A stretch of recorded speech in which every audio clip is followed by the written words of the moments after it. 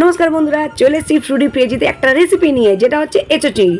তো দেখতেই পাচ্ছ, চিংড়ি মাছগুলোকে নুন হলুদ মাখিয়ে ভালো করে ভেজে নিয়েছি। আর প্রেসার কুকারে এঁচোড় আর আলুটা দিয়ে 2টো সিটি মেরে নিয়েছি নুন আর হলুদ দিয়ে, তাতে এবার রান্নাটা তাড়াতাড়ি হবে, গ্যাসটাও বাঁচবে, তাই না? তো এখানে কড়া বসিয়ে কড়াতে তেল গরম হতে দিয়ে দিলাম আমি গোটা জিরে, তেজপাতা, ফোড়ন একটু ভেজে নিয়ে দিয়ে দেবো 2খানা কাঁচা লঙ্কা। কারণ কাঁচা লঙ্কা দিলাম এই কারণে, কারণ আমি কাঁচা লঙ্কা ছাড়া তো খেতে পারি না। যে একটু ভাজা হয়ে গেলে ওর মধ্যে দিয়ে দেবো আমি পেঁয়াজটা একটু ভালো করে লাল লাল করে ভেজে নিতে হবে।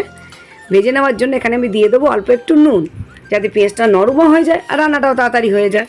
তো পেঁয়াজকে এখানে ভাজা হতে থাক, ওদিকে আমি বানিয়ে নেবো একটা মশলার পেস্ট, যাতে রান্নাটা করতে তাতে সুবিধা হয়। তো এখানে ফার্স্ট টাইমে নিয়েছি রসুন বাটা, নিয়ে নেবো আদা বাটা একটু কম লাগছে, একটু বেশি করে নিলাম।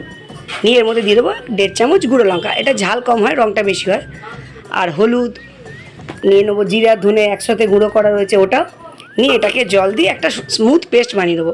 নাহলে কী বলতো, মশলাটা ডাইরেক্ট যদি তুমি তেলের মধ্যে বা পেঁয়াজের মধ্যে দাও, মশলাটা পুড়ে যাওয়ার সম্ভাবনাটা বেশি থাকে। তোর থেকে গুলিয়ে নিলে তোমার সুবিধা হবে। তো এখানে এদিকে মশলাটা করতে করতে আমার এদিকে পেঁয়াজটা পুরোপুরি ভাজা হয়ে গেছে, দেখতেই পাচ্ছ। এবার পেস্টটা আমি এখানে ঢেলে দিলাম। এবার বাটিটা ধুয়ে জলটা কিন্তু অবশ্যই দেবে, তাতে রান্নার টেস্টটা নাকি দ্বিগুণ হয়। এটা বড়দের থেকে শোনা আর কি, মা মাসিদের থেকে। তো এখানে আমি একখানা বড় সাইজের পেঁয়াজ কেটে আমি কুচি করে দিয়ে দিলাম। এটাকে ভালো করে কষতে হবে।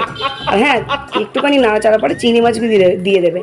চিংড়ি মাছটা পরিমাণে যতই অল্প হোক, কিন্তু মনটাই যেন ভরে যায় গন্ধতে। আমার হয়তো এটা, তোমার হয় কেউ জানি না।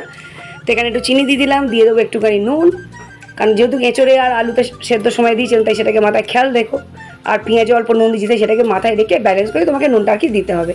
তা পুরোপুরি এখানে মশলাটা কষা হয়ে গেছে, সুন্দর গন্ধ ছাড়ছে। এর উপরে দিয়ে দেবো এঁচোড় আর আলু সেদ্ধ করে রাখাটা। তো এখানে অল্প একটু জল দেবো, যেটা তোমাদের আমি ক্যামেরায় দেখাতে ভুলে গেছি, মানে ক্যাপচার করা হয়নি। তো অল্প একটুখানি জল দিলাম, যে সেটাতে মাখা করতে বা কষা করতে সুবিধা হয়। এটা ভালো করে কষা করবো। তো দেখতেই পাচ্ছ, এখনই রঙটা যদি এত সুন্দর আসে, তো টেস্টটা কোথায় যাবে ভাবো, জাস্ট অন্য লেভেল। তো ভালো করে এখানে আমি কষে নিয়েছি, ভাজা গন্ধ বেরোচ্ছিলো। এখানে দিয়ে দিলাম আমি হাফ মগ, মানে পরিমাণ মতো জল। এবার যার যতটা জল লাগে সে যতটা পরিমাণে দেবে। এবার এটাকে করবো কি, আমি 5 থেকে 8 মিনিটের জন্য আমি চাপা দিয়ে এটাকে লো হিটে রেখে দেবো। মিডিয়াম টু লোয়ের মধ্যেই তুমি এটাকে রেখেও। ফিরে এলাম 8 মিনিট পরে। তো বুঝতেই পারছো জলটা অনেকটাই কমে গেছে, জিনিসটা কষাও বেশ হয়ে গেছে।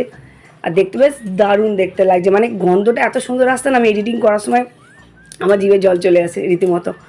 তো গন্ধটা বেশ দারুণ আসছিল। আর এঁচোড় চিংড়ি একটা টেস্টটাই আলাদা হয়, যতই তুমি বিয়েবাড়িতে খাও, যেখানে খাও, ঘরোয়া রান্নার টেস্টটাই আলাদা। দেখতেই পাচ্ছ কালারটা মানে জাস্ট দেখতেই ফাটাফাটি হয়েছে। এবার দিয়ে দেবো 1 চামচ ঘি। তোমরা যদি ঘি না খাও, ঘিটাকে স্কিপ করতে পারো।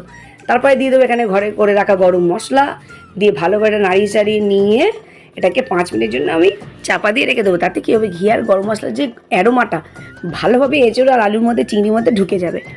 তো অবশ্যই তো চাপা দিতে হবে, আর গ্যাসটা অবশ্যই কিন্তু বন্ধ করো, নাহলে গন্ধটা উড়ে যাবে। তো যাই হোক, হয়ে গেল আমার ঘরোয়া পদ্ধতিতে এঁচোড় চিংড়ি রান্না। কেমন লাগলো জানিও, লাইক কমেন্ট শেয়ার অবশ্যই করো, চ্যানেলটাকে সাবস্ক্রাইব করো। টাটা।